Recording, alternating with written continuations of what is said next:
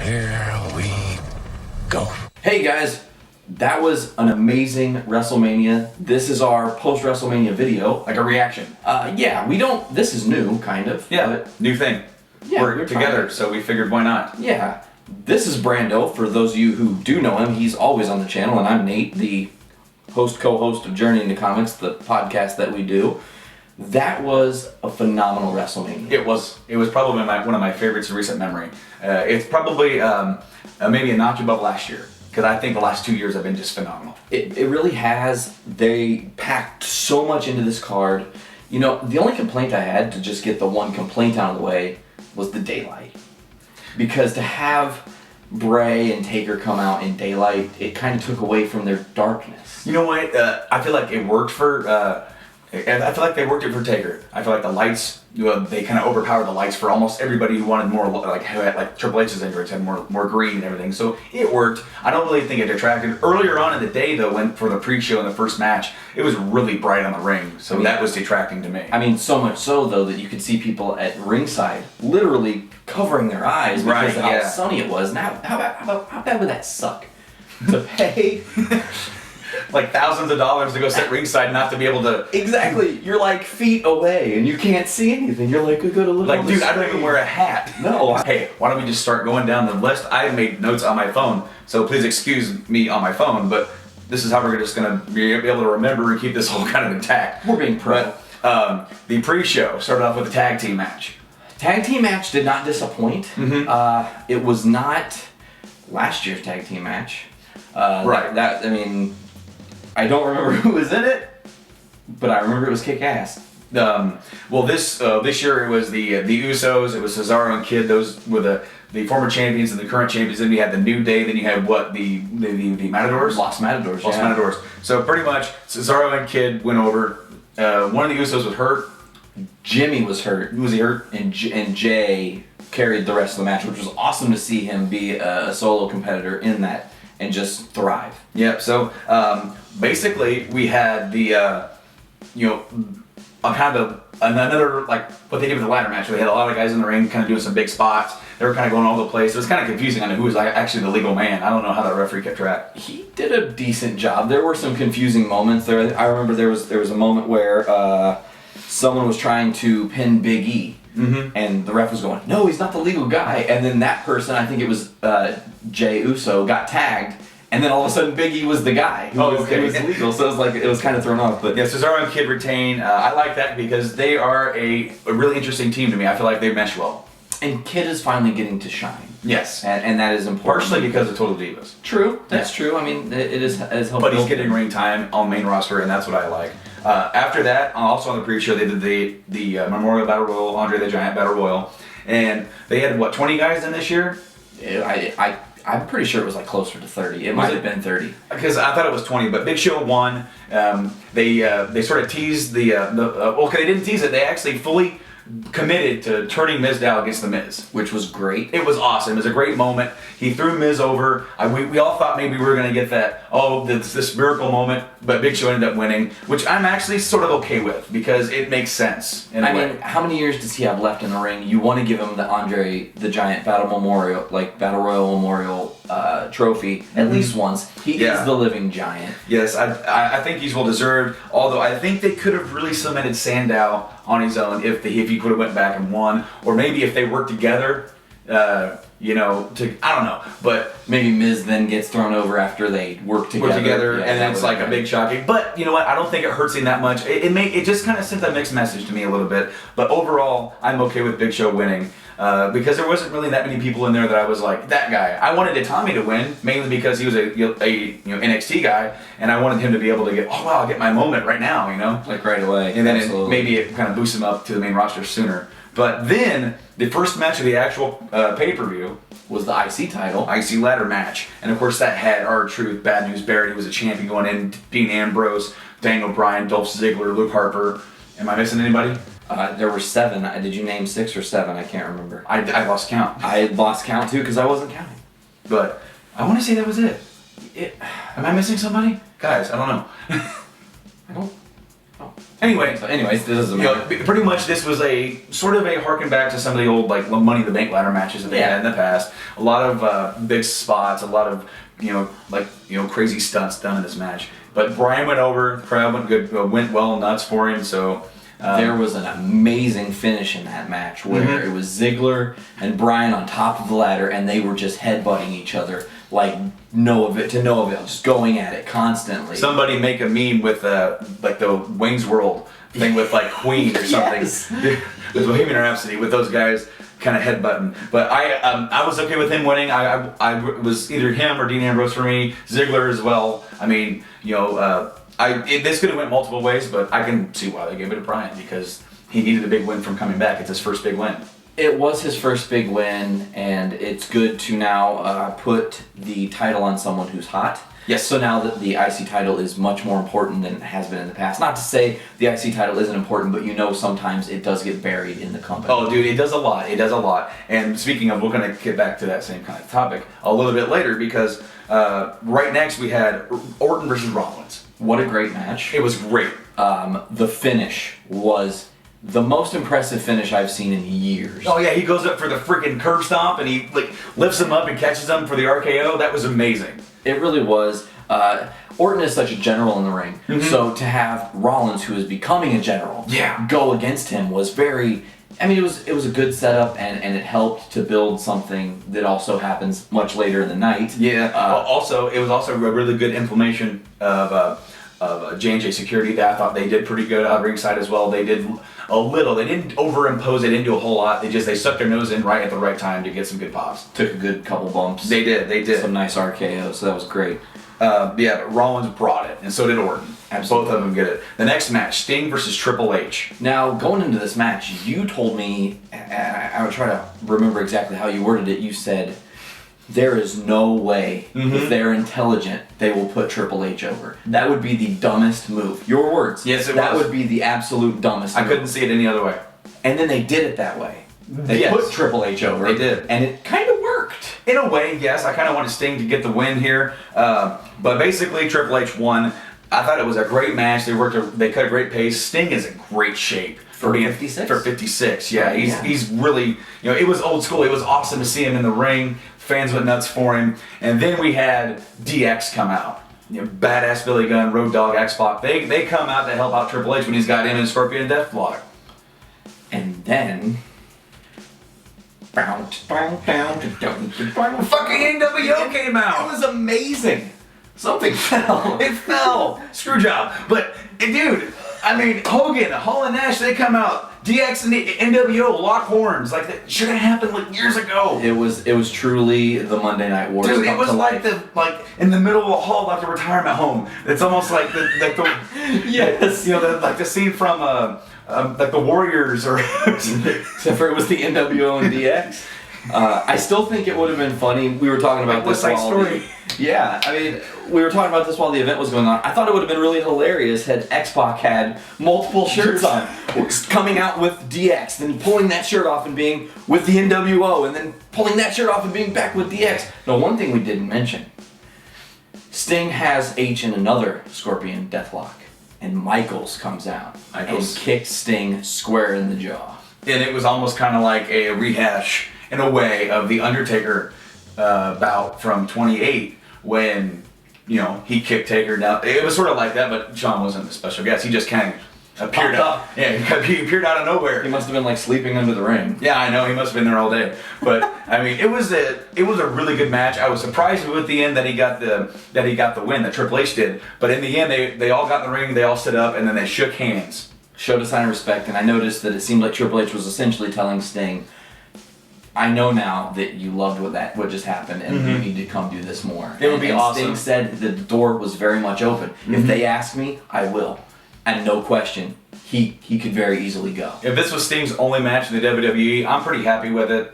Disappointing that he didn't win if it's the final match, but I don't see it being that way. Maybe not. Moving on, we had the Divas match.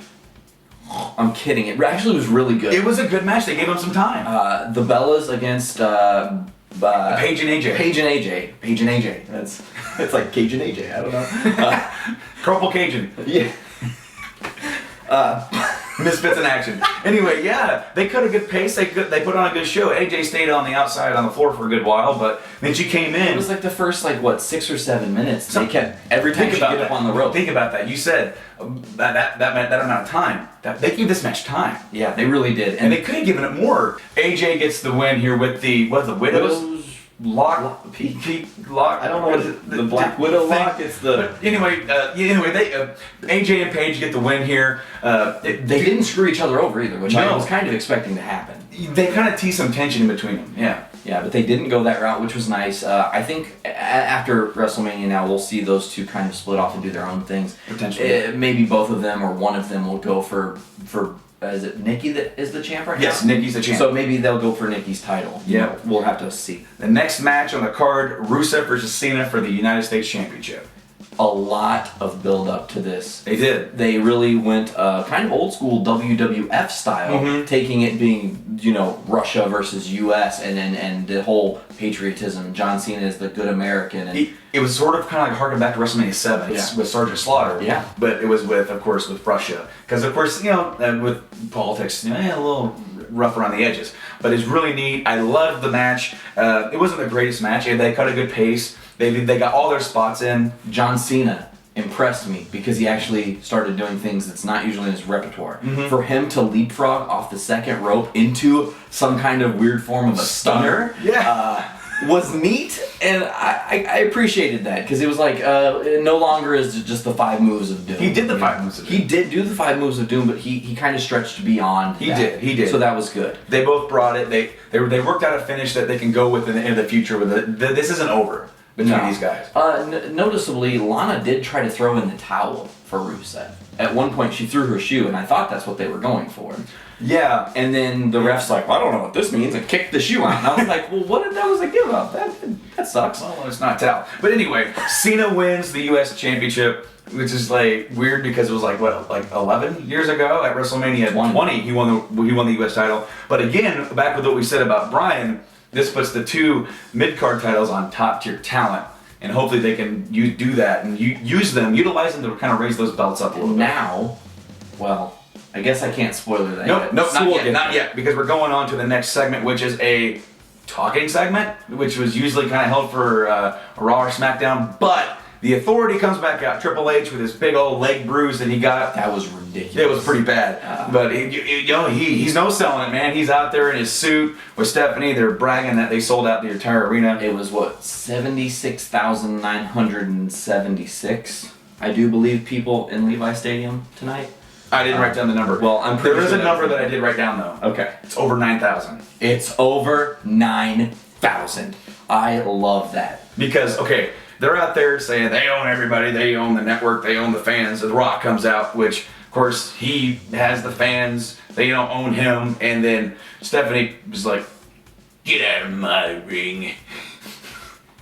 And then she slapped Rock. She slapped the Rock really hard. And I was like... They tease him backing down, and then he starts walking over, and lo and behold, Ronda Rousey is ringside. And my favorite part about Ronda being ringside was what she was wearing. And no, her breastises weren't out. She was actually wearing a Dragon Ball Z shirt with Vegeta that said it's over 9,000. Alright, that was pretty awesome. The segment was good, but I felt like it went on a little long for me. This is the only segment that I kind of gave a thumbs middle, not a thumbs up. And that was only because it went too long. Everything else, it out. They did. But I think they did that with purpose. They wanted to make sure that lighting and everything was perfect for when the next thing happened, which was the Taker Bray match. I don't know if you're done talking about what happened. No, it's fine. Ronda kicked ass, Rock kicked ass. That is what it is. It's anything that you would see on Raw. It's more tie-ins between the UFC and WWE, just further cementing that anything now in this era is possible. Really. So Taker Bray, I love Bray's entrance with the Scarecrows. And they were dark and creepy. I loved how he's just so in the trance, and he's kind of touching them to kind of wake him up, and then they're kind of doing the Walking Dead kind of thing, which is ironic. We'll be talking about that on a different video after we watch it. So if you want to see that video, subscribe down there. There you go. Plug. Anyway, so then the Undertaker came out, and they did this, the whole fog and everything, and it's cool because they had like the big play logo, and then it like turned into like the gates, Yes, it did. And the door opened, and then he walks out. Nope. Cameraman. Oh well, a cameraman walks out first. That was kind of funny because he watched it. But yeah, anyway, Taker walks out, and he looks great. He did. He looked probably in the best shape he's been in the last 7 Manias. I don't know about that, because I think, 25, 26, he was in pristine shape. Yeah, I guess that's true. But he looked better, definitely, than last year. It's Undertaker. He never lost a step. Because when he gets back in there, and those two standing face to face with each other, dude, I was proven wrong, because I thought the moment that he loses his streak, his career is over. And that crowd did not let that. I mean, there was even a sign in the crowd that said 23-0. I know. It's like And he's already lost last like year. that. So It's not real to me, damn it. yes. But no, I thought the match was really good. It was a slow pace, kind of what I thought. But they needed that because they wanted to slow the crowd back down. You know, one thing I thought was interesting. Hmm.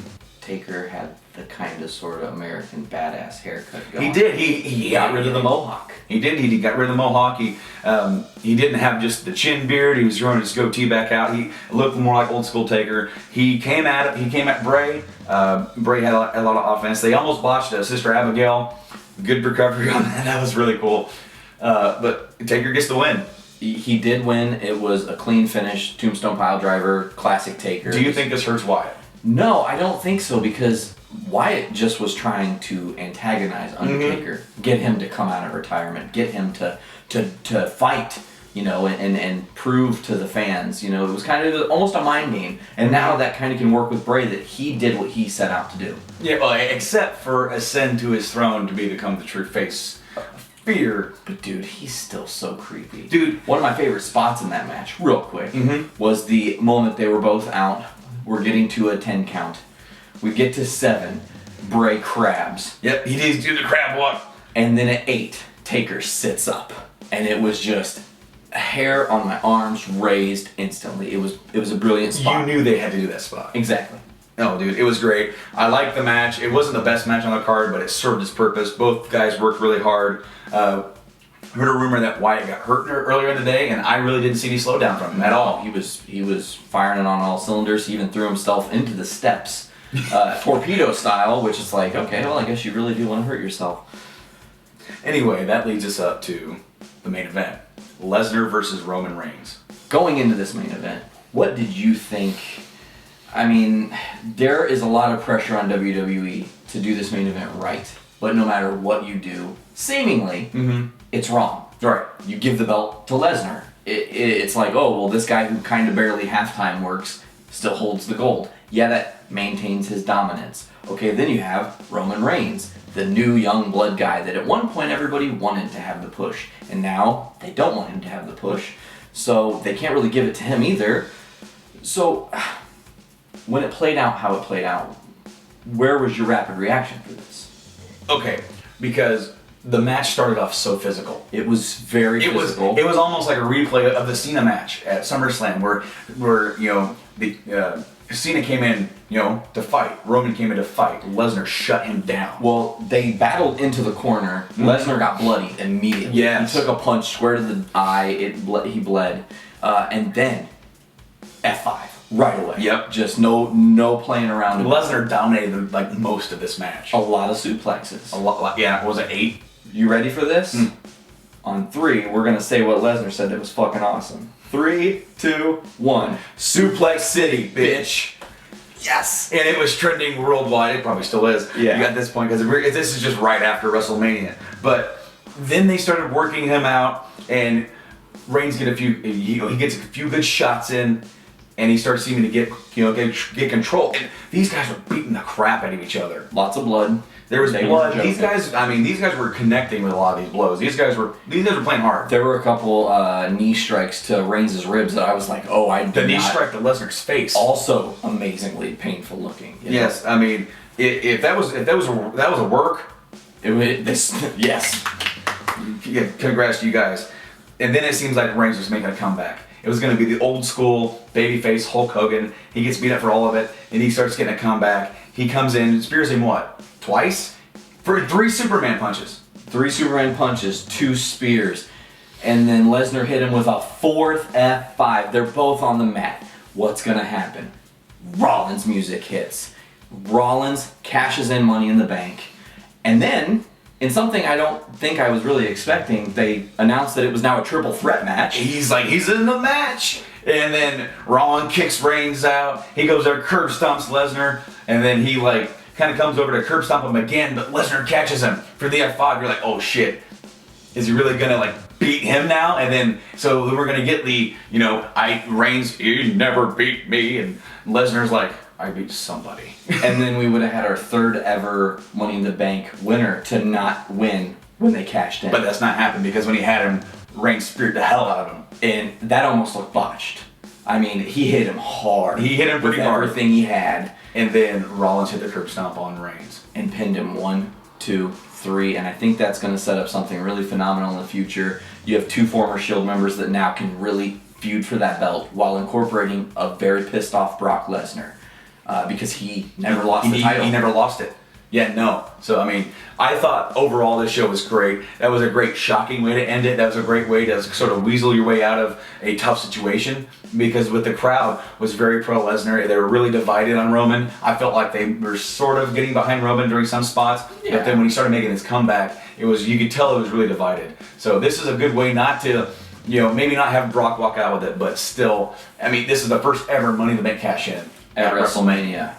And it was really fun to see that play out how it did. And even when it was happening, as you just said, I was not expecting Rollins to actually win. I was like, how's this going to go? What are they going to do? Make Reigns go over last second, Have him pin Rollins and then Lesnar still... Yeah, I thought... I was thinking of a couple different ways that this would go. But then it turned out, I was like, I think they might give it to him.